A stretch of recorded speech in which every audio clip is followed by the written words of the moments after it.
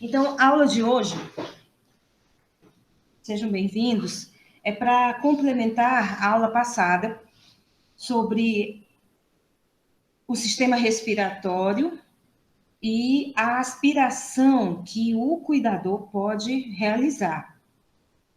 Hoje, nós vamos trazer nós trouxemos aqui alguns materiais, só para a gente relembrar, esses materiais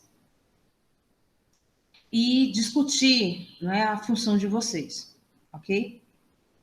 Então, a primeira coisa que eu quero mostrar para vocês relembrarem, é a sonda de aspiração.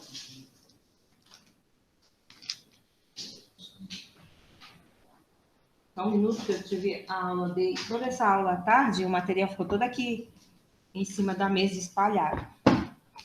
Deixa eu procurar aqui, ó.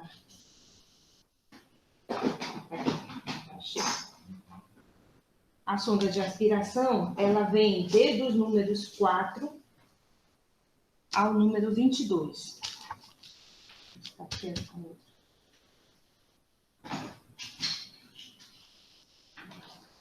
um minutinho.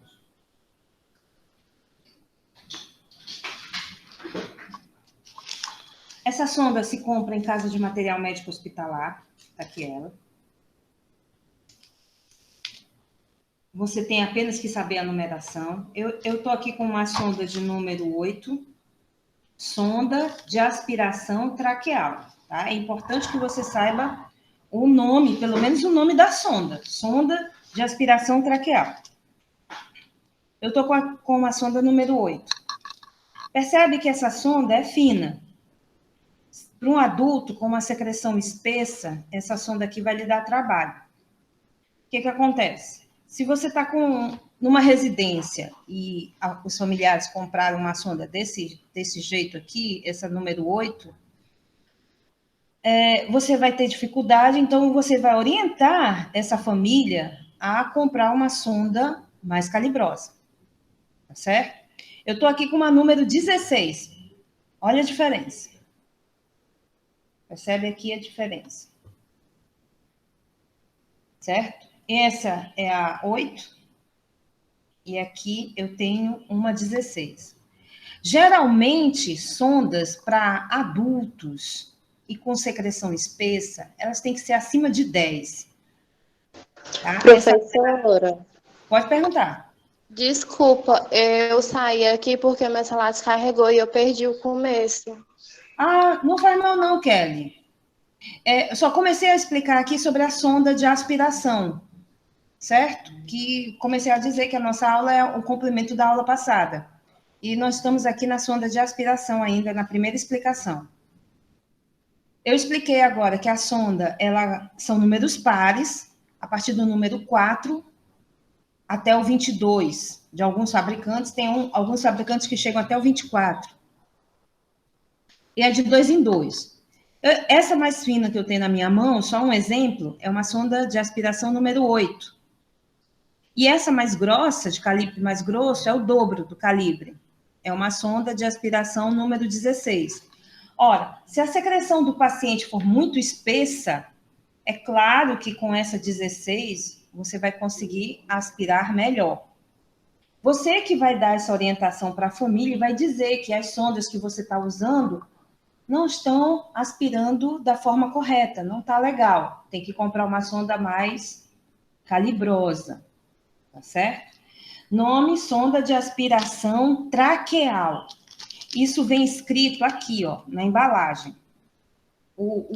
A câmera aqui não consegue capturar aqui as letrinhas, mas aqui está a sonda de aspiração número 8. Não consegue capturar assim perfeitamente, mas você vai ler, tá? Está na etiqueta a sonda, a numeração da sonda. Por que eu tenho que saber disso? Porque o procedimento é aspiração orofaringe ou nasofaringe. Nos pacientes, eu trouxe aqui um paciente, é a cabeça do boneco aqui do curso. Nos pacientes, meu paciente aqui, Você vai começar a aspiração pelo nariz e vai aspirar depois a boca. Lógico que eu vou só demonstrar de uma forma bem resumida o que é básico, mas é claro que para você fazer esse procedimento, você tem que estar ao lado do paciente. Você nunca pode estar aqui na frente do paciente, tá certo? Você nunca pode estar nessa posição, olhando aqui para o rosto do paciente. Jamais. Aí você vai perguntar, por quê? Ora, gente, se eu estou aqui na frente do paciente, se o paciente tosse, espirra ou escarra, eu estou bem na frente, sou eu que vou aparar essa secreção. Ao passo que se eu estiver ao lado do paciente, com a cabeça dele aqui virada para frente, né, lá para a ponta da cama, e eu aqui ao lado do paciente, na grade, eu não vou ficar na mira das secreções do paciente. Então, o posicionamento é muito importante, principalmente para você fazer essa aspiração. Vocês lembram? Depois eu vou mostrar o procedimento com o aspirador, mas aqui é só para eu mostrar alguns detalhes. A sonda, você não deve tocar onde você vai colocar no paciente.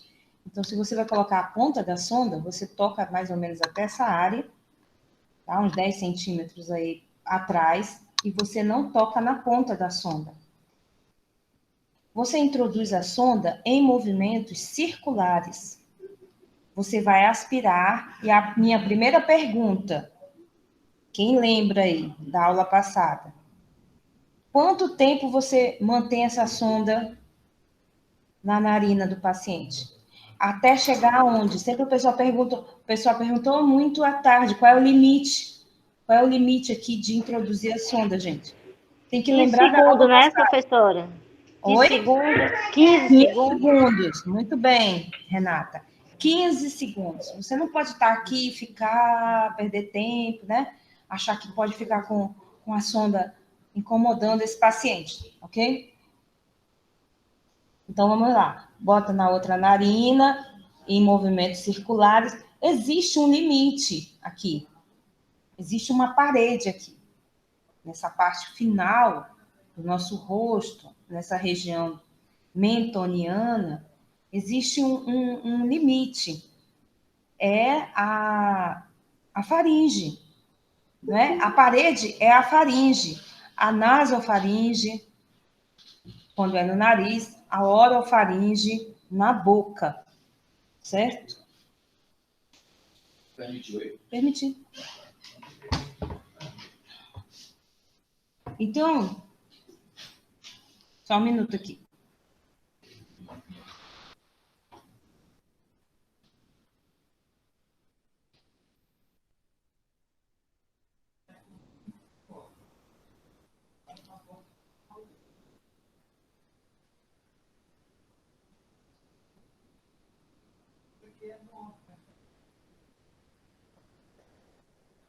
Era só para eu poder dizer aqui como é o nome da região correta aqui atrás. Só um minutinho.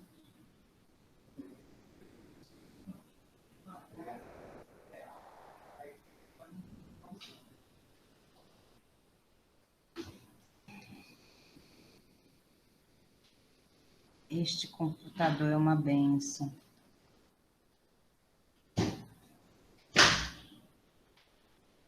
Não dá nem para a gente enxergar aqui.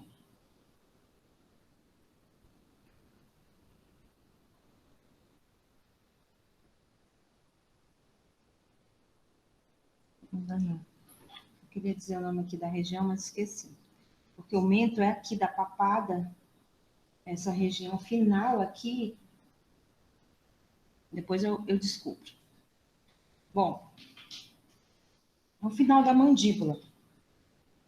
No final da mandíbula, ou no início da mandíbula, na verdade, é no início, né? No início da mandíbula, essa região aqui.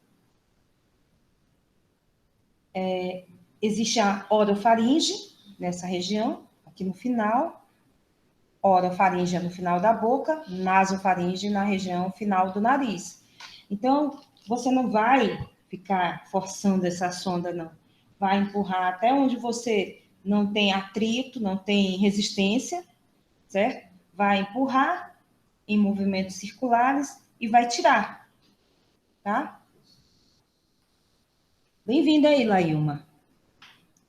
Então, empurra de novo, passa os 15 segundos e tira.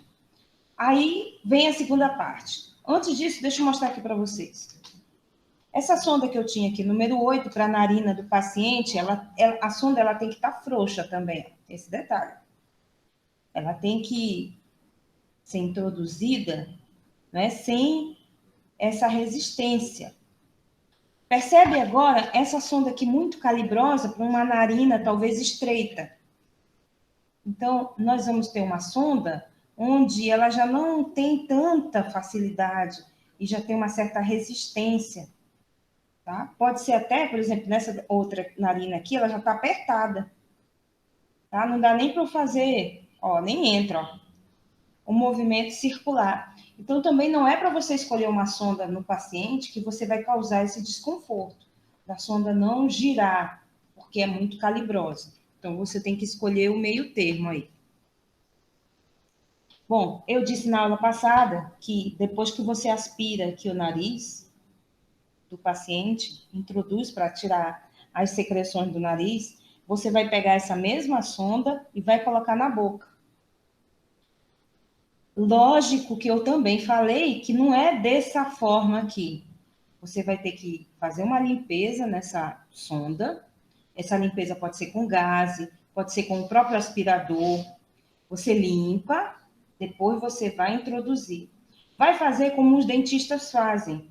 Faz a sugar com a sonda, né, nessa região abaixo da língua, na lateral da língua, certo? Sempre em movimentos circulares, acima da língua e até onde você está enxergando aqui a garganta do paciente.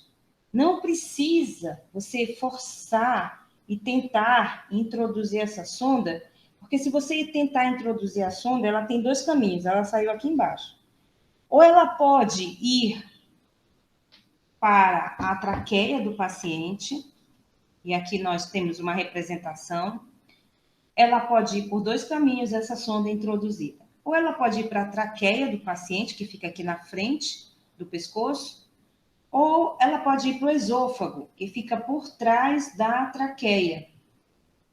O esôfago, então, é esse tubo membranoso que serve para chegar o alimento até o estômago do paciente, certo? Então, o esôfago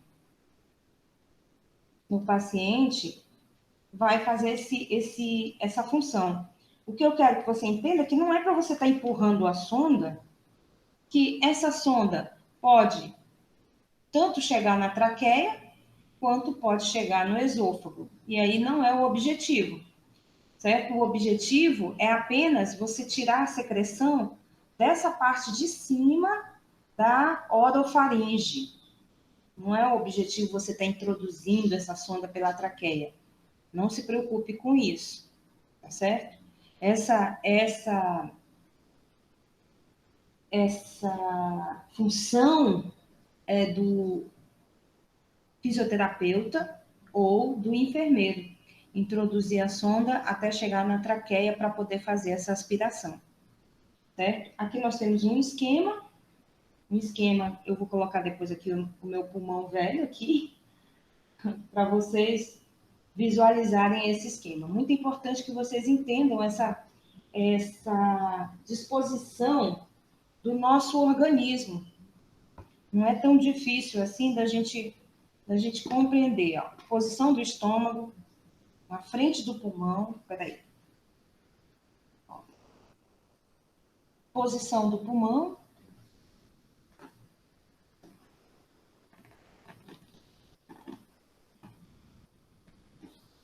É mais ou menos assim. Certo? Mais ou menos assim que o pulmão é centro-esquerdo. Pronto. Ó, pulmão, estômago, esôfago, traqueia e os brônquios, onde divide a traqueia em dois. certo? Esse é importante você conhecer a árvore respiratória, o sistema digestivo, para que você lembre da aula passada que ou o ar, tá? Ou o alimento vai para a traqueia, causando pneumonia por aspiração, ou ele vai para o lugar certo, que é o esôfago, que vai para o estômago, certo? Então, a gente precisa ter esse conhecimento.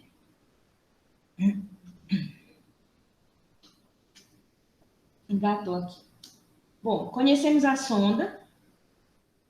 Falamos que a sonda tem uma numeração de 4 a 22. Alguns fabricantes têm até 24. Então, falamos do movimento que você tem que fazer e os 15 segundos. Não tenha medo, que a coisa é bem simples. É bem simples, tá? Se for só isso, você está fazendo um benefício para o paciente, porque ele vai respirar melhor. Você nem sabe como isso alivia quando você tira a secreção dessa região. Evita até que esse paciente morra sufocado com a própria secreção, certo? Deixa eu só organizar aqui o meu material para mostrar para vocês. E agora eu tenho só que falar, que algumas pessoas conhecem. Tire suas dúvidas, se por acaso você tiver alguma dúvida a respeito desse aparelho aqui, eu vou mostrar.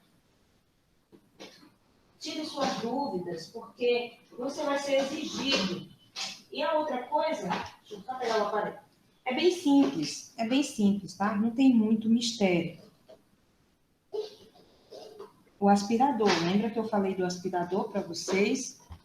Calma que eu vou já mostrar, deixa eu só organizar ele aqui. Vou organizar porque para poder mostrar a prática aqui para vocês. Tudo bem. Professora, Oi. a água que a gente coloca dentro do aspirador é para quê? Ajuda em quê? Muito boa a sua pergunta. Quem foi que perguntou? A Kelly Patrícia. Ô, Kelly. Vou já dizer para você já. Espera aí só um minutinho. Não se preocupe que eu vou falar dessa água já para vocês. Deixa eu só mostrar aqui, se por acaso alguém não conhece. Lembra que eu falei que esse aparelho é o Aspira Max? Esse aparelho o dono ficou rico, porque eu só vejo ele nas farmácias. Antigamente, ele custava bem baratinho, não passava de 200, abaixo de R$200. Hoje eu já vi esse aparelho até R$600. Mas pechinchando aí pela internet, você pode achar até de 400 esse aparelho. É o que mais se vê nas residências, é esse aparelho aqui. Super simples. Essa região aqui é a do copo. Aqui é um botão de liga, desliga. Aqui tem a conexão para poder fazer o vácuo, que é aspirar, né? O vácuo tem que ser. O copo, vou já falar dessa água aqui, mas o copo ele vem graduado de 100 em 100, e é importante que você saiba disso. 100, aqui tem 300, 100, 300, mas aqui no meio o tracinho é 200. Então é 100, 200, 300, 400, 500, tá certo? É importante. Por quê? Vou falar logo da água que a Kelly perguntou. Quando a gente aspira o paciente, as secreções do paciente vão cair aqui dentro da água. Tá? Essa água é água de torneira. Não precisa ser nenhum tipo de água especial. É água de torneira. As secreções caem aqui dentro. Quando você está numa residência, que essa água você vai jogar, infelizmente, no vaso sanitário. Tá certo? Você vai ter que jogar lá no vaso, dar a descarga, jogar uma quiboa lá no seu... quiboa não, né? Água sanitária. Quiboa é marca. Água sanitária lá no vaso, fazer uma limpeza no vaso e lavar esse copo. Se por acaso você deixar seco, imagine aqui comigo. Você aspirar as secreções do paciente, aquela coisa grossa, aquela baba do paciente. Você aspira e não tem essa água aqui. as secreções começam a grudar aqui pela parede do copo, você vai ter mais trabalho de limpar esse copo do que se tivesse água. Porque a secreção cai aqui dentro da água, fica diluída aqui dentro dessa água e você joga fora com mais facilidade. Fora isso, que a água ajuda a fazer o vácuo. Precisa dessa água aqui, desse espaço, para poder fazer o vácuo e aspirar, certo? Então, a água é importante. Agora, precisa ser muito? Não precisa ser muito, não. Eu coloquei aqui, tá aqui com 400 ml, certo? Não precisa ser muito. Eu tinha colocado 300, mas é importante que você coloque água para ajudar no seu trabalho de retirar essa secreção daqui de dentro do copo. Sem a secreção é muito mais trabalhoso para quem vai lidar com isso, tá? Esse copo, aproveitando esse recipiente, tem essa parte aqui de cima. Não dá para vocês enxergarem, eu acho, mas ela é autoexplicativa. Bem aqui tem escrito paciente, bem aqui tem umas letrinhas em relevo, está escrito paciente, e aqui tem escrito aspirador, está escrito aqui. Essa parte é só para você graduar a potência do aspirador. Tem um mais, aqui tem um menos. Aqui tem um menos e aqui tem um mais. Sempre a gente coloca no mais, porque esse aspirador ele é fraco. É fraco, é bem leve a aspiração dele. Então a gente coloca no mais, porque não tem nem por que colocar no menos. Já é fraquinho. Por que eu estou mostrando isso aqui? Porque o aspirador vem com o motor, o copo. Claro que vem com um cabo para ligar na tomada, né? É simples demais um negócio desse. Não tem nenhum mistério. Vamos que Renata amanhã seja contratada, não é? Ou Renata, ou Kelly, ou Nájila, ou Aline, seja contratada e vai que nunca tenha montado um aspirador. Certo? Não tem mistério. O motor, o copo, e ele vem com duas conexões aqui, ó. Uma, olha só como no mais simples do que isso não dá, gente, ó. Uma fina e uma grossa. Aí você vai perguntar, onde é que eu vou botar isso? Gente, tá aqui, ó. Uma grossa e uma fina. Não tem pra onde errar. A grossa na grossa, mais grossa, e a fina na mais fina. Certo? Não tem para onde correr. Ele é muito fácil. Professora. Oi. Pegando uma seringa com soro, inalando no nariz, ajuda? Ajuda. Soltar as secreções. Ajuda, isso vocês já viram até pela internet aí. Ajuda, sim, soltar as secreções para você poder aspirar melhor. Ajuda. Se o paciente deixar, tem isso, né? Se o paciente deixar, não sufocar com essa água, tem que ser bem de leve, em pequena quantidade, não deve ser muito, porque é um paciente idoso, então, ou idosa. Ele não vai gostar desse monte de água, pode sufocar, essa água pode cair na árvore respiratória e ele aspirar essa água. Então, tem que ser devagar, uma quantidade pequena, para que ele possa engolir essa água depois, de uma forma correta. Se for um paciente que não está deglutindo conforme normalmente, ele não está engolindo água, é perigoso você colocar essa água no nariz e ele sufocar, ele aspirar. É perigoso, tá certo? Esse menor tem uma porção aqui no aspirador, pequena, que como ele diz aqui, aspirador, tem que ligar o outro lado no aspirador, não tem para onde correr, não. Certo? Você vai ligar aqui, porque o motor é que vai fazer o vácuo para poder aspirar. Então, você precisa dessa conexão aqui, ó, do motor para a tampa, que é aqui, para a tampa do aspirador, para a tampa do copo, do aspirador.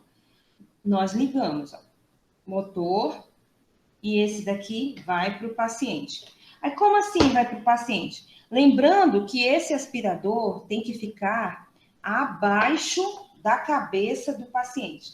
Não pode ficar no mesmo nível, nem acima da cabeça do paciente. Como é que pode? Já perdi a sonda.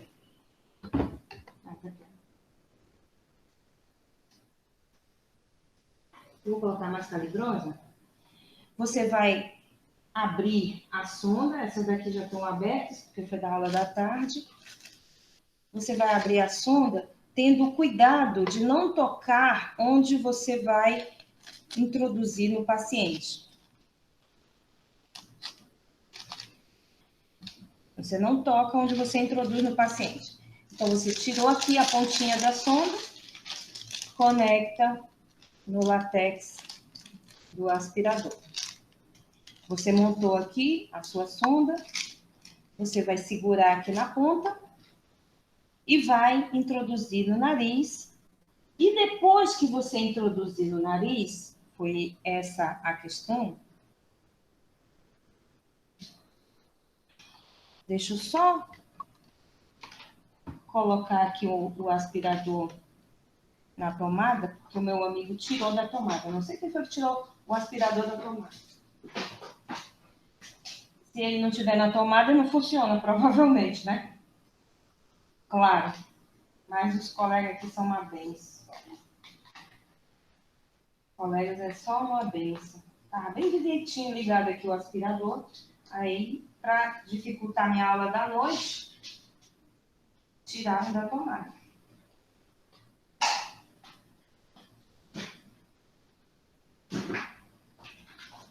Só um minuto, gente.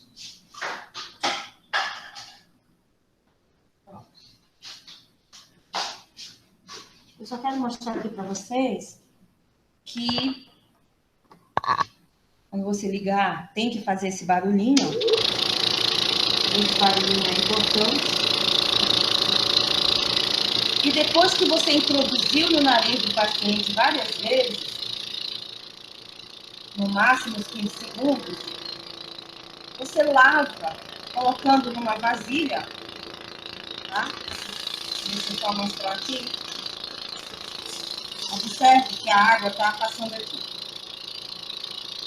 Está passando e está caindo aqui no copo, tá?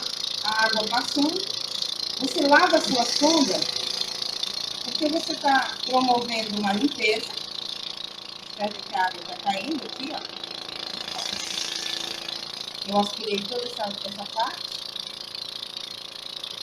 Vou aspirar o resto para não molhar aqui. Você aspirou.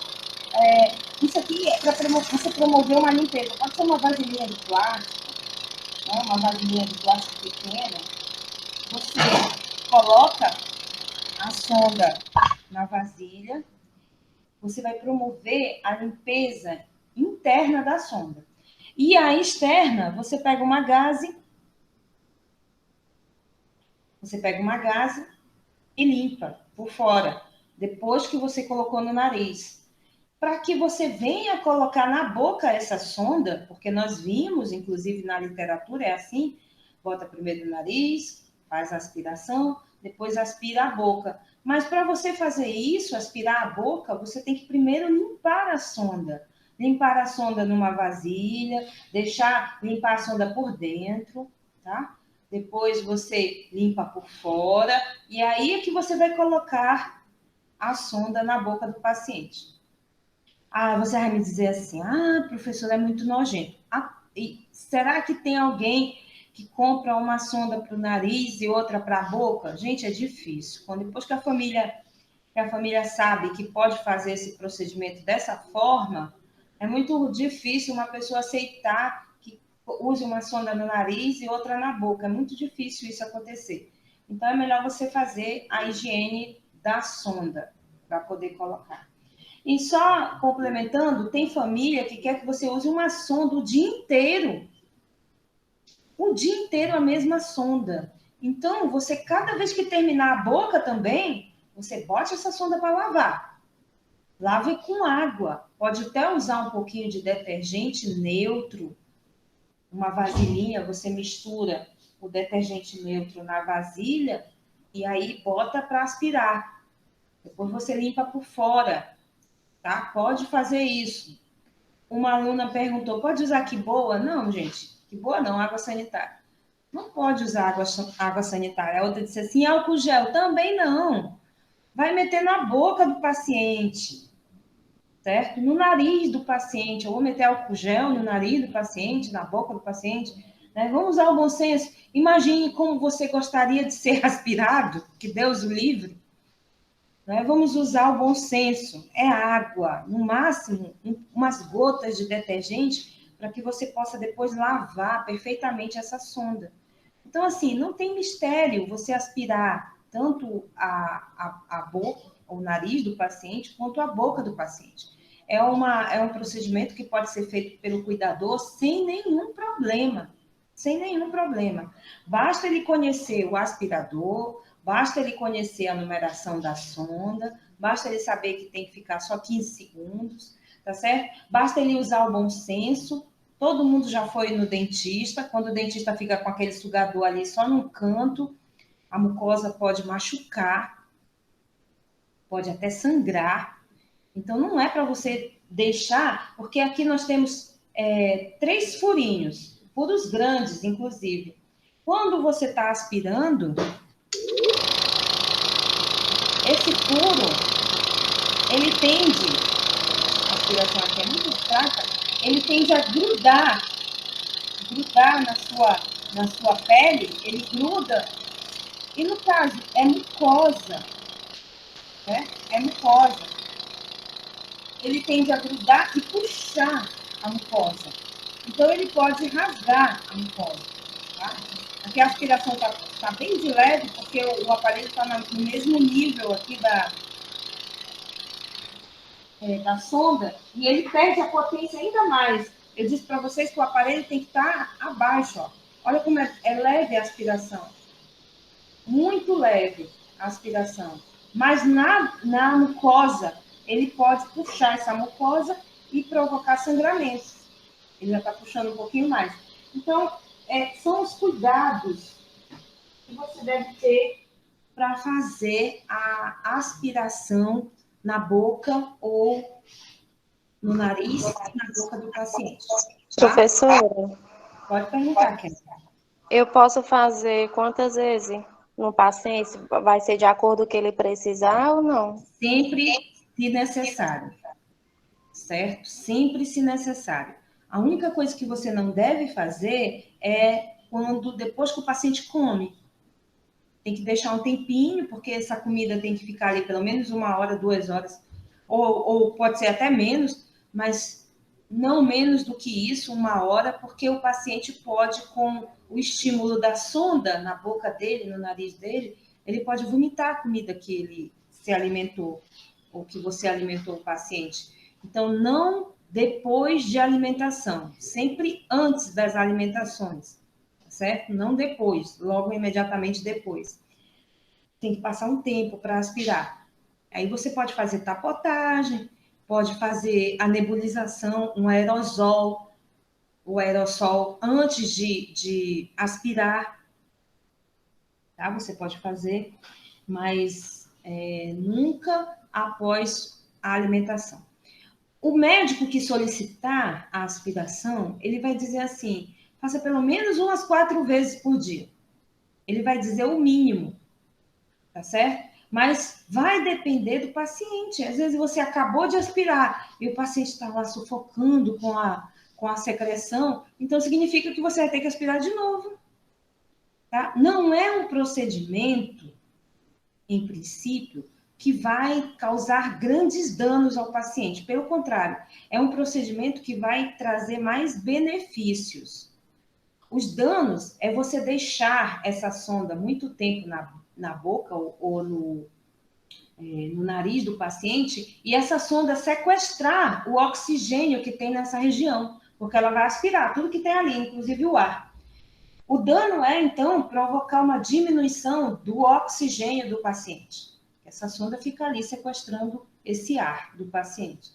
Por isso que a gente vai, introduz a sonda, tira a sonda, introduz a sonda, tira a sonda, para poder ele respirar. e o ar circular. Se for dessa forma, não tem praticamente nenhum dano que você venha a provocar no paciente. Pelo contrário, é só benefícios, certo? Só benefícios. Porque eu já vi demais, eu não sei se vocês já viram, o paciente sufocando com a própria secreção. Dá uma agonia, você pega logo o aspirador e tenta tirar aquela secreção, tá certo? Ele pode sufocar com a própria secreção. Então, é importante que você saiba montar o aspirador e aspirar esse paciente. Vai ficar a seu critério, tá certo? Vai ficar a seu critério. E da família. Bom, a outra coisa que eu ia mostrar para vocês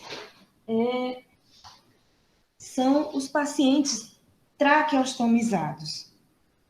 Tá? A traqueostomia, vou só escrever aqui, eu até escrevi na aula da tarde, para ninguém falar errado, pelo amor de Deus. Né? Os meus alunos, eu detesto que fale errado o nome do procedimento, não é obrigatório você saber até o momento que você assistiu a aula. Depois que você assistiu a aula, aí a coisa complicou. Aí é obrigatório você saber. Tá? Eu escrevi aqui no chat.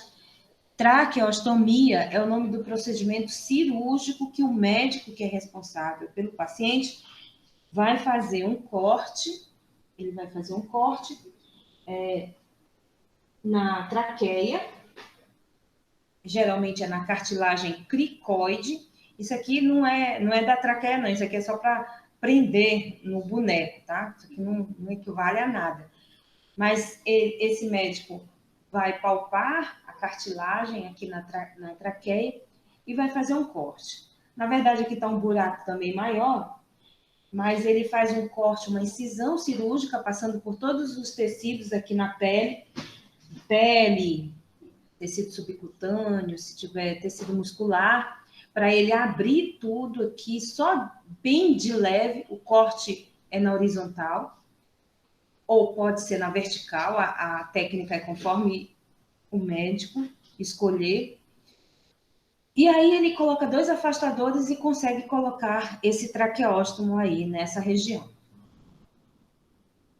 O traqueóstomo, então, ele vai ficar dentro da traqueia, mas você vai ver essa parte externa. Você não vai ver essa parte interna do traqueóstomo. Tá? Você vai ver a parte externa. O traqueóstomo, a maioria tem de 2 tipos de materiais. O de plástico e o de metal. Esse metal, apesar de ser bonito, não é aço inox. Eu nem sei, eu vou até depois pesquisar se o pessoal já está fazendo traqueóstomo de aço inox. Tá? Antigamente não era, há um tempo atrás não era traqueóstomo de aço inox. Isso aqui não é aço inox. Tem um nomezinho, mas popularmente a gente conhece como latão. Não sei, eu esqueci o nome, gente. Esqueci. Eu ouvi na própria embalagem, ele mostrando o nome do traqueóstomo. É de metal Taylor, professora? Hã? Como é? Metal tem. Eu estava procurando aqui, é a Aline que está falando. Ele diz que chama metal Taylor. Taylor Standard. Não, isso é o modelo, Aline. É o modelo? Standard é o modelo, tá? Taylor é também modelo. É porque, assim, é aquele velho latão que eles fazem um cromado, certo? Eles colocam aquele banho para cromar e fica assim, desse jeito. Eu não sei por que não faziam de aço inox. Eu acho que o aço inox é porque vai sair muito caro. Vai ser muito caro e o pessoal da área hospitalar não compra. Tá? A maioria dos traqueóstomos que a gente ainda vê no hospital é desse material de metal. Só tem um problema. Passa aí menos de 1 ano, ele enferruja. Tá? E vai ter que ser trocado se o paciente vai usar por um longo período. Ele enferruja esse traqueóstomo. Já existe, claro, o traqueóstomo de plástico. Certo? O de plástico aqui com o CAF. O CAF é essa parte que você enche aqui uma válvula e enche aqui o balão. Esse balão é para prender melhor dentro da traqueia. Já o traqueóstomo de metal não tem balão. Isso favorece a expulsão do... Ixi, Maria, ele tá me... Como é que se diz? Está ajeitando aqui a câmera, o foco. Veja, o traqueóstomo que não tem o balão favorece a expulsão desse traqueóstomo pelo paciente. Já o traqueóstomo que tem o balão, ele prende. O balão prende na traqueia e dificulta a saída do traqueóstomo um pouco. Não significa que o paciente não, através de uma tosse, não coloque esse traqueóstomo para fora. Bom, o traqueóstomo, alguns, como é o caso desse daqui de metal, além dessa cânula, que a gente vai dizer que a cânula é externa, existe uma trava que eu consigo tirar a cânula interna. Então, hoje, o que a gente está comentando? As funções do cuidador. Se você tiver com um paciente que esteja com um traqueóstomo aqui no pescoço, essa cânula interna aqui, ela tem que ser retirada pelo menos uma vez por dia. Eu até esqueci de dizer isso para o pessoal da tarde, porque alguém me perguntou e eu não falei. A cânula deve ser feita a limpeza pelo menos uma vez por dia, para que você possa retirar as secreções daqui. Essa é uma função que pode ser feita pelo cuidador. Ele vai aprender como tira a cânula, tá? Que é um modo simples. Aqui eu tenho uma travinha, tem um espaço, eu alinho a trava com o espaçozinho e consigo tirar a cânula. E existem vários outros modelos que tiram da forma mais fácil. Esse daqui tem uma rosca. E aí você consegue tirar a cânula interna com mais facilidade. Certo? Esse é um outro modelo de traqueóstomo, que tem uma fenestra, inclusive, que é uma área aberta. É um traqueóstomo de adulto. Esse traqueóstomo é todo furado, ele é fenestrado. É quando o paciente já está saindo do traqueóstomo, já está fazendo desmame, esse furo ajuda ele a respirar por fora do traqueóstomo. Ele está fazendo desmame de traqueóstomo. Muito bem. Então, a função do cuidador, limpar a cânula interna, tá? Aí você vai me perguntar, como eu limpo essa cânula? Você pode pegar aqui uma gaze. Quais são os materiais que eu posso usar para limpar essa cânula?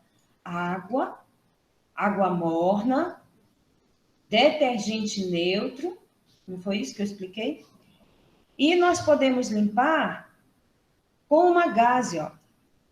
Eu abri aqui uma gaze e ela vai sair aqui do outro lado. Pelo menos era para sair. Certo? E você pode limpar com a gaze. O problema desse traqueóstomo é que ele é bem fininho. Não está dando certo. Com paciência. Você com água morna ó, vou passar a gaze para um lado, vou passar a gaze para o outro, tirando a secreção, jogando água, colocando um pinguinho de detergente, eu posso fazer a limpeza do traqueóstomo assim. Se eu tiver... Esse traqueóstomo que eu tenho aqui é de criança. Os de adultos são mais largos, como esse daqui. Certo? Então, se eu tiver uma escovinha, aquelas que limpam até uma madeira de criança, essa daqui é só para exemplificar. Eu posso introduzir e limpar aqui o traqueóstomo do paciente. Claro, tá? Que você não está sem os EPIs. Você tem que estar de luva, de máscara. Você está lidando com secreções do paciente. De preferência, um avental para não sujar a sua roupa com secreções. Você vai limpar bem por dentro, porque a função é essa. É limpar a cânula para soltar as secreções, para elas não ficarem presas, tá? Quando o paciente não é aspirado, quando não fluidifica as secreções desse paciente, que a aspiração é outra coisa, que a gente deve apenas comentar, pode fazer um tampão mucoso dentro dessa cânula do traqueóstomo. Então, é muito importante que a pessoa que está cuidando perceba que o paciente está sufocando por conta de um tampão de muco. E ela não vai poder empurrar esse tampão, não. Tem que tirar a cânula para poder retirar esse tampão mucoso que pode ser formado. Bom, então eu tenho traqueóstomo de metal, eu tenho traqueóstomo de plástico, tá certo? Na área médica, hospitalar, o traqueóstomo de plástico é muito mais caro do que o traqueóstomo de metal, principalmente porque o de metal enferruja e vai ter que ser trocado, principalmente por isso. O de plástico é mais barato. Só que esse modelo de traqueóstomo que eu tenho aqui, ele não tem cânula interna, não tem o que tirar aqui, ó. Não tem. Tá? Esses modelos que eu tenho aqui, não tem cânula interna. Tem modelos de traqueóstomo que tem cânula interna. Tá? Esse daqui não tem nada por dentro. Quando tem a cânula interna, tem aqui uma cânula por dentro. Esse aqui não é transparente. Então, não tem cânula interna. Então, não tem o que você limpar nesse traqueóstomo, só apenas por fora, nesse que é de plástico, tá certo?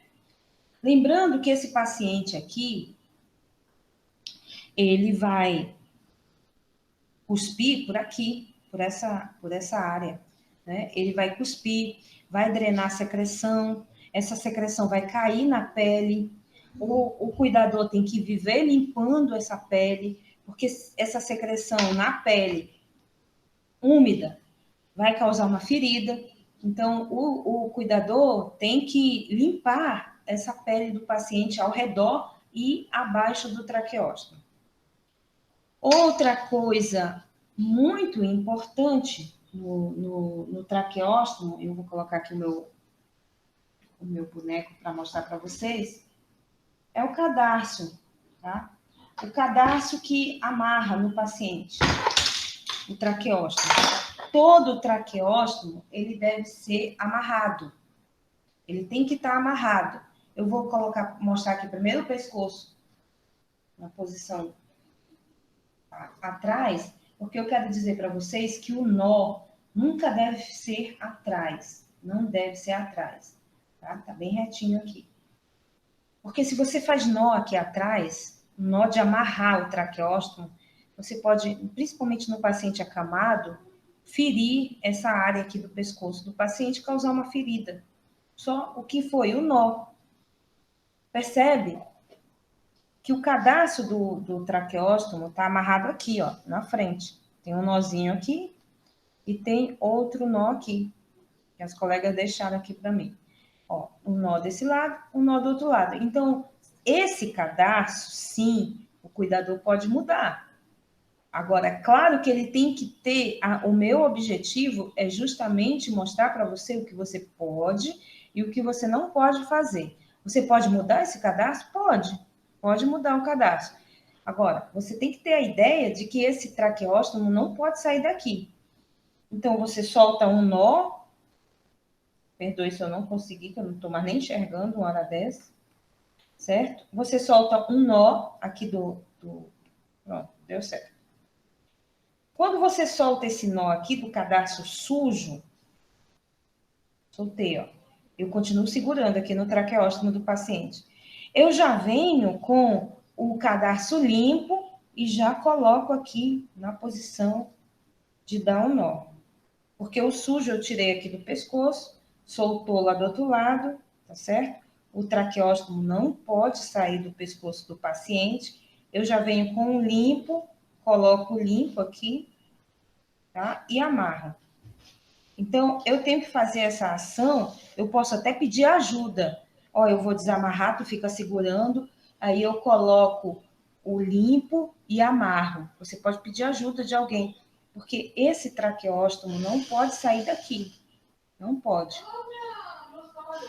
Tá certo? Por que ele não pode sair? Você poderia me perguntar. Antes disso, deixa eu escrever o nome do aparelho para ninguém também falar da forma errada. Né? Traqueóstomo. Traqueostomia é o nome da cirurgia. Traqueostomo. Tá escrito aí, traqueóstomo, tá certo? É o nome do aparelho que se coloca após a traqueostomia. O aparelho é esse. Tá? Traqueostomia é o procedimento cirúrgico feito pelo médico.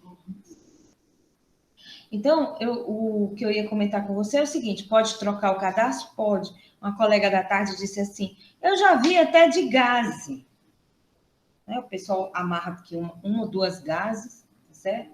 Amarra uma ou duas gases, amarra uma gase aqui, amarra outra gase aqui, vai fazendo aí um colar com o paciente com as gases, né? Não é legal, porque enche de nó e as gases vão soltando e pode arrebentar. Mas eu ia dizer, por que eu não posso deixar esse traqueóstomo sair?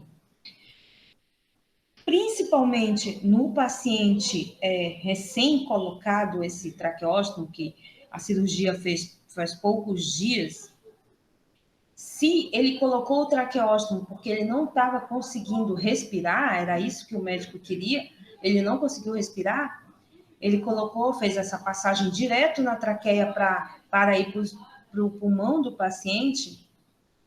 Se esse traqueóstomo sair, essa cirurgia que é recente e não tem pontos nessa cirurgia, a maioria não tem pontos, quando ele sair, ela fecha. E esse fechar pode ser em poucos minutos ou em poucas horas, certo? Fecha o buraquinho que foi feito pelo cirurgião ou pelo médico. E aí, se fechar, se o paciente está respirando por essa área, esse paciente vai morrer sufocado, certo?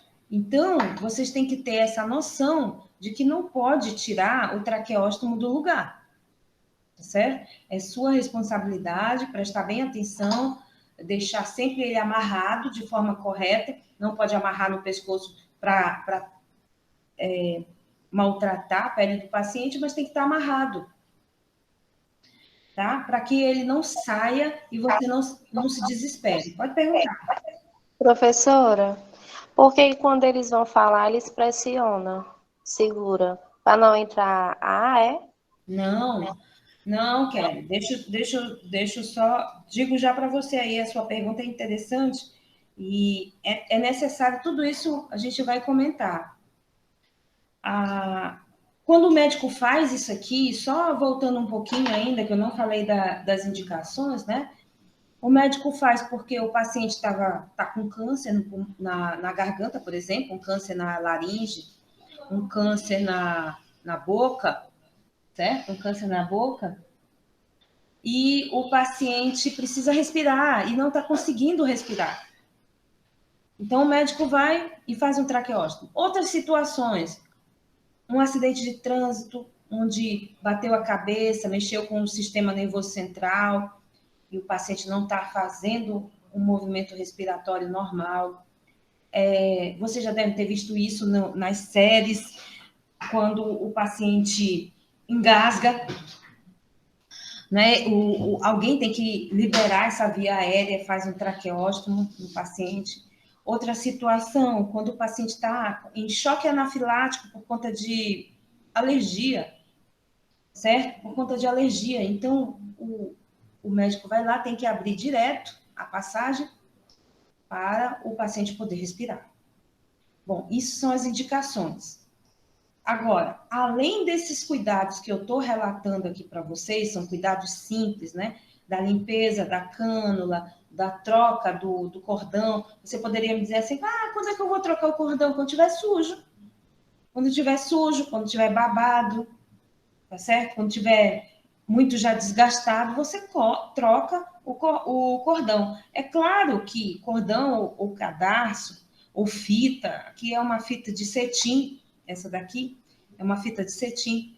Então, essa fita já vem no traqueóstomo, tá? E tem lojas especializadas que vendem algumas fitas especiais, umas fitas que colocam, tem até um velcro aqui para prender nessa aba do traqueóstomo. Tá? Tem um velcrozinho. Tem algumas fitas boas que prendem aí o traqueóstomo do paciente. Vou já chegar na sua pergunta, Kelly. Não esqueci, não. Bom, sabendo que o paciente vai respirar por esse buraco, sabendo que o paciente vai respirar por aqui, a vida dele depende desse orifício, o cuidador não pode, em hipótese nenhuma, deixar cair nada aqui em cima. Não pode dar banho e jogar água aqui, que ele vai matar o paciente sufocado, afogado, tá certo? Não pode estar aqui com o paciente e jogar perfume no paciente, que ele está respirando por aqui, ele vai sufocar com o cheiro do perfume. Né? Não pode jogar talco, não pode deixar insetos pousarem aí nessa abertura do traqueóstomo, porque senão o inseto pode também causar uma tosse severa no paciente. Então, alguns colegas, eu vou chegar já aí, na pergunta da Kelly. Alguns colegas fazem isso aqui, ó. Abrem uma gaze, tá? Abrem uma gaze completamente. Tô nem enxergando mais a gaze, gente. Ah, Jesus. Ó, abre a gaze.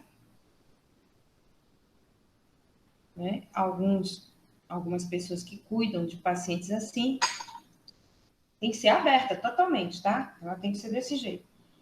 Para evitar que alguma muriçoca, né? Alguma mosca, tu já pensou uma mosca entrando aqui dentro do traqueóstomo do paciente, né? Que venha a causar, né? Levar o paciente a sufocar com esse inseto que está aí, ele vai ficar agoniado, porque o inseto pode até descer para a traqueia do paciente, ou até para os brônquios, ou até chegar no pulmão, que está aberto, né? Então, tem que ter muito cuidado, tá? Agora, veja, outro detalhe que faz parte aqui da explicação e da pergunta da Kelly. Vocês já ouviram falar nas cordas vocais. Nós falamos porque as cordas vocais vibram. E elas vibram através do quê? Através do sistema nervoso central e através do ar, o ar que nós respiramos. Quer dizer, olha, para a gente falar, como eu que falo pelos cotovelos, eu tenho que respirar, eu tenho que puxar ar para poder falar. Então, para a gente poder falar, as cordas vocais ficam na laringe. E o ar tem que passar por elas, presta atenção na explicação, porque é importante. O ar passa pelas cordas vocais e você consegue falar. Veja, a laringe fica ali naquela parte próximo da epiglote, logo ali abaixo da epiglote, onde vai dar acesso para a traqueia do paciente. É na parte mais superior, mais ou menos nessa área aqui, superior aqui. Então faz de conta que as cordas vocais vão ficar aqui. Ora, o furo do traqueóstomo está aqui. O que acontece? O ar vem pela traqueia e sai aqui. Não passa nas cordas vocais, não passa aqui em cima nas cordas vocais. Então, o paciente com traqueóstomo, ele não consegue falar. Ele não consegue falar porque o ar sai aqui, não passa pelas cordas vocais que estão mais em cima ou acima, e ele não fala, não consegue falar. Ele tem uma dificuldade imensa para falar. Mas, quando vai passando o tempo, às vezes o médico nem ensina, mas os próprios pacientes aprendem isso pelo instinto. Quando vai passando o tempo que ele quer falar, que as cordas vocais dele estão perfeitas, não tem problema nenhum, o que ele faz? Ele mete o dedo aqui, ó. Quando ele mete o dedo, ele fecha a passagem do ar. E aí o ar consegue passar pelas cordas vocais e aí sai o som. Se ele não fizer isso, ele vai ter muita dificuldade de falar. por essa parte aqui do traqueóstomo, muita. Alguns nem conseguem falar por essa parte aberta do traqueóstomo, não, certo? Às vezes, por exemplo, paciente com câncer, né, de boca, ele vai estar com a laringe toda obstruída, né, ou a boca obstruída, ele não consegue mais falar. Ele não consegue se comunicar através da fala, se comunica por outros métodos, né? Mas ele não consegue falar. Então, eles colocam o dedo. Agora, pensa aqui comigo, isso é higiênico? Né? Isso é bom de ver? Não é, porque por aqui sai a secreção, sai a baba do paciente, aí ele mete o dedo aqui, depois ele tira, depois ele mete o dedo, depois tira. É um negócio complicado, né? Existe no mercado uma válvula chamada válvula fonatória. Essa válvula, ela se adapta aqui no traqueóstomo, se adapta em qualquer traqueóstomo, e essa válvula ajuda o paciente a falar. E ela também passa o ar pela válvula. É tão interessante, o ar passa pela válvula, essa válvula fonatória, e faz com que o paciente fale através da válvula, tá?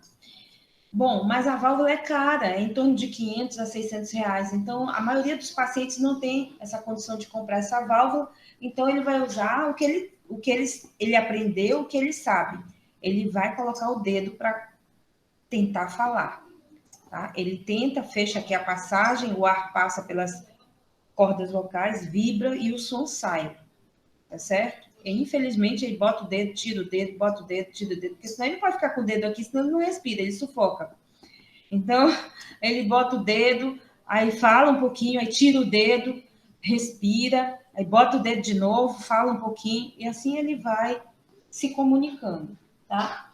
Vocês têm que entender que o paciente, logo no início, ele vai ficar tão agoniado que ele não vai conseguir falar. Então, a gente tem que acalmar esse paciente, explicar para ele que vai ser um processo, quando ele aprender, ele vai conseguir falar com o traqueóstomo. Duas coisas me perguntaram hoje. Provavelmente, né, não tem como não, se o fato do traqueóstomo estar aqui na traqueia não incomoda o paciente.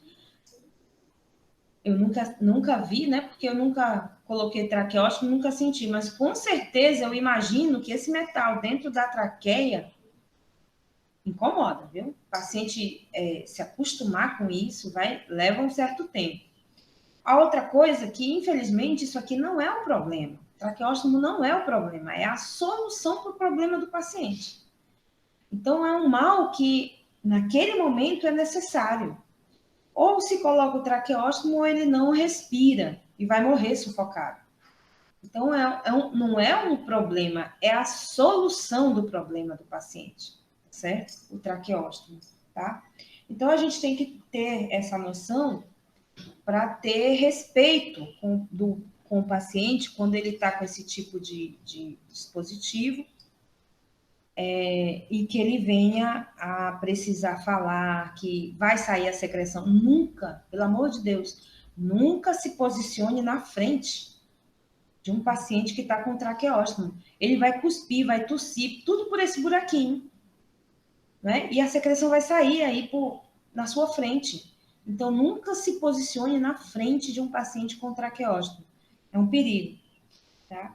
Eu lembrei de falar para o pessoal da tarde, não sei se vocês já viram, mas lá na frente do ICC, lá do Instituto do Câncer, ali no Rodolfo Teófilo, eu passava muito ali. Tinha muito paciente com câncer de laringe, de boca e etc, né? E aí os pacientes têm um vício medonho pelo cigarro e os médicos não proibiam. Porque já está no vício mesmo. O médico achava que já estava assim, já tinha pouco prognóstico, né, favorável, então deixa o paciente fumar. E aí o que eles faziam? Eles fumavam pelo traqueóstomo. Tinha o cigarro aqui, tira o cigarro, rouba o cigarro, tira o cigarro, né? Através do traqueóstomo, dessa abertura, o paciente tragava o cigarro dele e a fumaça saía pelo buraquinho aí do traqueóstomo. Tá certo? Isso é coisa que para vocês não se apavorarem, não é? Que às vezes você pode até enxergar um paciente fumando aqui pelo traqueóstomo, tá certo? Não se apavore, porque infelizmente é a condição do paciente. Por fim, eu quero ainda, só do traqueóstomo, eu quero só fazer um reforço, né? Lembra que eu disse para vocês que eu dei essa aula, depois a aluna perguntou, por onde é que eu alimento o paciente pelo traqueóstomo? Depois de eu falar, a aluna pensou que era para alimentar o paciente, né? Então, onde o traqueóstomo só pode ser introduzido o ar, né? Esse desenho aqui, esse esquema, ele remete à anatomia do corpo humano. Aqui. Só lembrando, pessoal, tá? Quero deixar bem claro, um traqueóstomo não impede do paciente se alimentar e esse alimento passar pelo esôfago e chegar no estômago. Tá? Não tem nada a ver, nada a ver. O traqueóstomo é para a traqueia, que vai para o pulmão, que é para a troca de ar. É para o paciente respirar, certo? Então, eu posso ter um paciente com traqueóstomo que se alimenta pela boca e o alimento passa aqui pelo esôfago e vai para o estômago do paciente. Não tem nada a ver, ó, nada a ver com o traqueóstomo do paciente, tá certo? A alimentação não tem nada a ver com essa aula de traqueostomia, nada a ver, tá? A aula de sistema respiratório, o sistema respiratório é para o paciente respirar, passar o ar, não tem nada a ver com comida, tá? E a pessoa diz assim, e o paciente se alimenta com traqueóstomo? Eu digo, e qual é o problema? O alimento vai para o estômago, não vai para o pulmão. Qual é o problema de se alimentar com o traqueóstomo? Ele pode estar até na mesa comendo aqui, tá certo? E o uso do traqueóstomo. Não se preocupem em saber se esse traqueóstomo vai ser retirado ou não. Isso aí não é da nossa alçada, porque isso aí é função do médico. Muitas vezes, esse traqueóstomo, o paciente vai ficar com isso pro resto da vida. Muitas vezes é rápido. Numa pneumonia, por exemplo, o paciente apresentou pneumonia, chegou lá no hospital, não estava conseguindo respirar, o médico fez um traqueóstomo. Quando passou o antibiótico e a pneumonia foi cessada, o médico vai lá e tira o traqueóstomo do paciente. Então, pode ser que ele seja temporário, pode ser que ele seja permanente, né? A função do cuidador é saber se posicionar na frente do traqueóstomo e saber o que fazer. Eu não posso ensinar para vocês aqui a aspirarem o traqueóstomo. Tá? A aspiração do traqueóstomo, para nós da área da enfermagem, é um procedimento do técnico de enfermagem ou do enfermeiro. Hoje, quem faz também é o fisioterapeuta. Aí alguma de vocês, um cuidador já muito experiente, vai dizer assim, mas eu já fiz aspiração de traqueóstomo. Não tem problema, certo?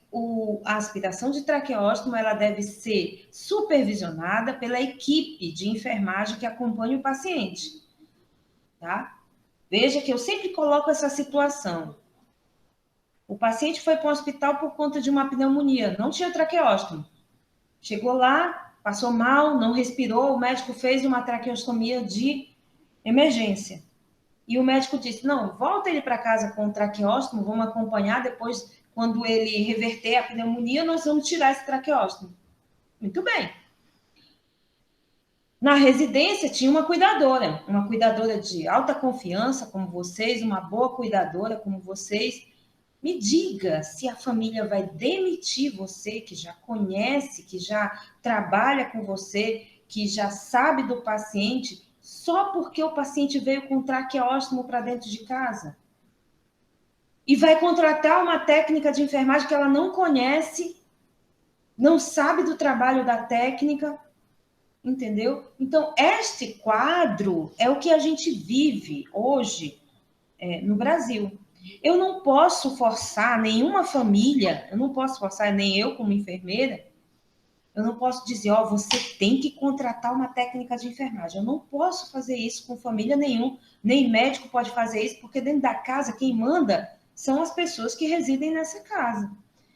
Tá certo? Eu posso dizer, olha, se sua cuidadora não sabe, você puder contratar uma técnica para fazer esse procedimento, mas o que? Posso até sugerir, mas eu não posso obrigar uma pessoa a contratar uma técnica de enfermagem, ou um técnico de enfermagem, para fazer esse procedimento. Então, o que acontece? Eu falei tudo isso porque o que acontece na prática? O pessoal da área da enfermagem dos hospitais, quando o paciente sai com traqueóstomo, se responsabiliza de ensinar a cuidadora a fazer a aspiração do traqueóstomo. Quem se responsabiliza? A equipe de enfermagem do hospital, certo? Aí você pode dizer, mas o paciente que eu estou, ele já faz há tempo que saiu do hospital. Bom, se a família se responsabiliza pelo treinamento da cuidadora, também não tem nada a ver com isso. Agora, eu não posso ensinar, infelizmente, porque o meu Corém não permite. Tá? Infelizmente, não permite, são ordem do Corém, não podemos ensinar procedimentos técnicos de enfermagem. O que eu apenas estou fazendo é mostrando os equipamentos que um dia você possa ir vir a receber um paciente com uma coisa dessa, você não sabe nem o que é. Né? O que é isso no pescoço do paciente? Se assusta com o traqueóstomo no pescoço do paciente, tá certo? Esse outro material aqui, eu vou mostrar também, não sei se ficou bem claro a questão do traqueóstomo, é um tubo endotraqueal, é só para a gente conhecer. Isso aqui é quando, em princípio, o paciente está precisando de oxigênio, mas ele não está com nenhuma obstrução na laringe, na glote, né? Que esse tubo vai entrar pela boca ou pelo nariz e vai chegar até a carina, que é essa parte onde a traqueia se subdivide nos brônquios direito e esquerdo. Nesse Y aqui, esse tubo vai chegar aqui perto desse Y. Tá? Ele vai ser introduzido pela boca ou pelo nariz, pelo médico, e vai chegar até aqui. Então, percebe que é um procedimento extremamente incômodo para o paciente. Tá? Isso vai aqui pela traqueia, por dentro. E esse aqui não entra porque a traqueia aqui é mais estreita. Vai chegar por dentro e vai para o paciente poder respirar. Vocês provavelmente... E é perigoso, inclusive, você trabalhar com um paciente desse, porque esse tubo ele fica por poucos dias. Depois, se o paciente não reverter o quadro que fez o médico colocar esse tubo, ele tem que fazer a traqueostomia. Então, esse tubo não deve passar os 30 dias, esse tubo, tá? Bom, depois que, se o paciente precisar ainda de suporte respiratório, ventilatório, ele vai ter que ser feito a traqueostomia nesse paciente. Agora, esse aqui é justamente o tubo, quando a gente diz assim, o paciente está entubado. É esse tubo aqui que se coloca no paciente. E esse tubo é o que tem colocado aí nos pacientes com COVID. Quando a gente entuba o paciente, coloca esse tubo aqui para o paciente respirar. E liga essa ponta aqui no respirador. Tá? Com certeza, pelo que eu já vi, é um dos procedimentos mais incômodos que tem para um ser humano. Tanto é que esse procedimento, o ser humano tem que estar sedado. Tem que estar sedado e não pode sair da sedação enquanto estiver ali no tubo, só quando ele começar a fazer o desmame para retirar esse tubo. Porque, pessoal, não tem quem aguente estar com isso aqui na boca e na garganta, e passando aqui na sua traqueia, é um procedimento extremamente incômodo para o ser humano. Mas, por outro lado, salva vidas, porque ele precisa respirar e é através desse tubo que o médico vai promover o oxigênio no paciente. Tá certo? Será que eu deixei de falar em alguma coisa? Eu não sei se eu falei do balãozinho, eu acho que eu falei, não foi do balão, o CAF. O CAF aqui, ó, enche o balão. Mas esse balão, quem enche é o médico, tá? É o médico, tá? Só lembrando isso. Alguns fisioterapeutas ou fonoaudiólogos, quando o paciente está com esse balão aqui na traqueia, no momento de fazer algum exercício na boca desse paciente, ou respiratório, eles esvaziam esse CAF, tá certo? Mas esvaziar tem que ser uma ordem de um profissional. Para esvaziar, coloca aqui uma seringa e puxa, e o balão vai secar. O balão seca. Para encher, a gente coloca a seringa com ar que ele enche também. Mas o profissional tem que orientar esse esvaziamento ou essa colocação de ar, tá? E aí, gente, ficou bem claro a função do cuidador no processo de aspiração nasofaríngea e orofaríngea, tá certo? No acompanhamento de pacientes com traqueóstomo, a sua missão é fazer a limpeza externa, troca de cadastro, limpeza de cânula, tá certo? Seria a missão essencial do cuidador. Evitar que insetos entrem nesse traqueóstomo, água, qualquer outro pó, não pode nada disso entrar no traqueóstomo do paciente. Proteção, tá? A missão do cuidador com o paciente com traqueóstomo é de proteger esse paciente, tá certo? Essa é a orientação, tá? A aspiração é outros 500 que vai ficar a critério da família ou da equipe de enfermagem, tá certo? Deu para entender?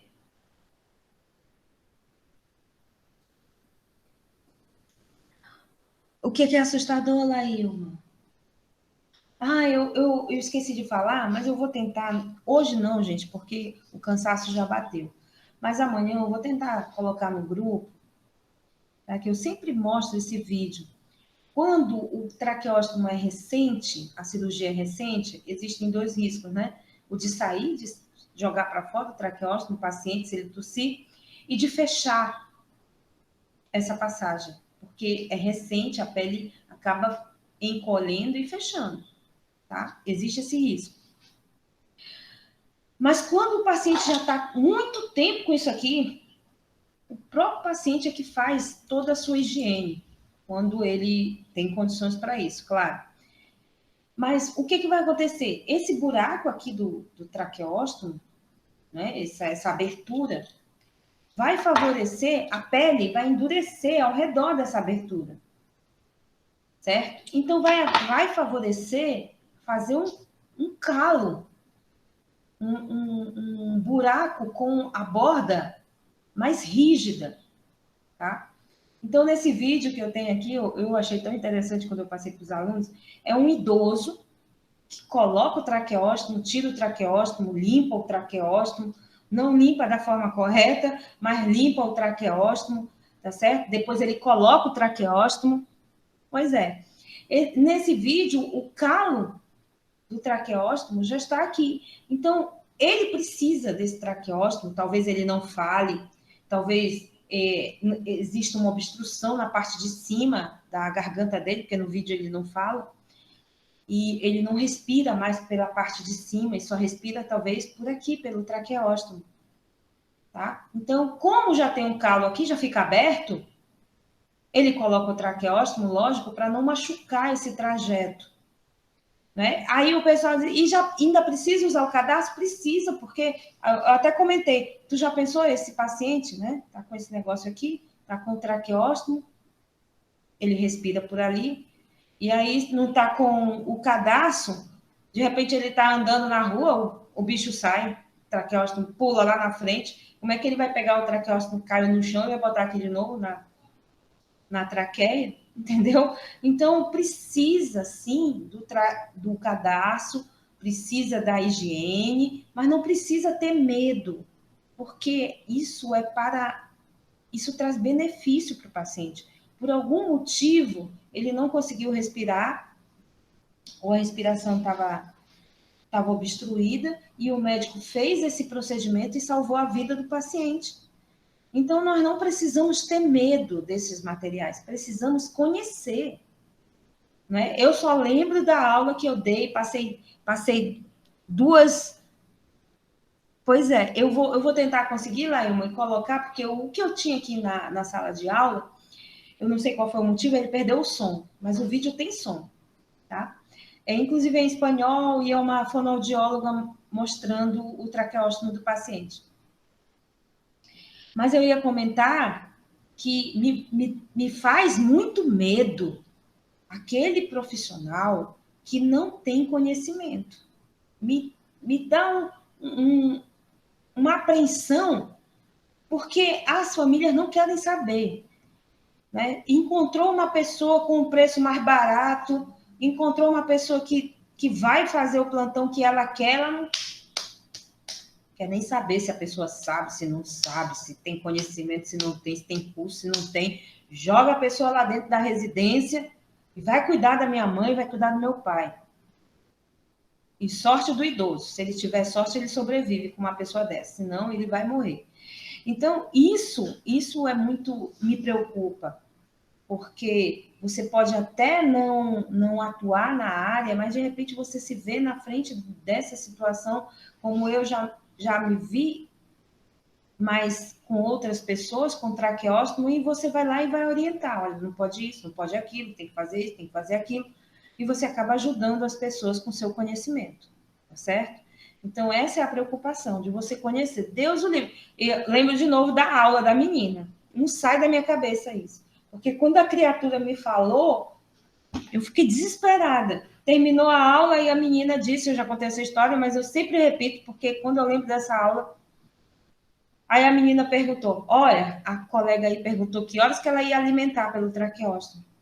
Eu digo, meu Deus do céu, não valeu nada a minha aula, não entendeu nada. Eu acho que ela não estava na sala de aula, com certeza ela estava em outro canto, mas na sala de aula ela não estava. Quer dizer, passei a aula todinha dizendo que o traqueóstomo é para o paciente respirar, quando chega no final da aula, ela pergunta que momento que ela alimentava o paciente pelo traqueóstomo. Então, essa falta de conhecimento que o profissional possa ter para lidar com esses pacientes com esses dispositivos é que é preocupante, tá certo? E isso preocupa a gente como profissional da área da saúde, que não sou eu que vou estar lá, é alguém, algum cuidador que vai estar lá na casa desse paciente, tá bom? Eu vou, com certeza, tá? Eu vou hoje à noite procurar o vídeo para amanhã tentar colocar esse vídeo no grupo para vocês assistirem, porque é muito interessante o vídeo, muito interessante o vídeo sobre o paciente mesmo tirando o traqueóstomo, botando o traqueóstomo, tá certo? É muito interessante o vídeo, tá bom? Então, gente, tudo em paz, boa noite, até terça-feira. Terça-feira, eu com a minha desorientação de calendário. Até quinta-feira, terça é hoje, tá certo?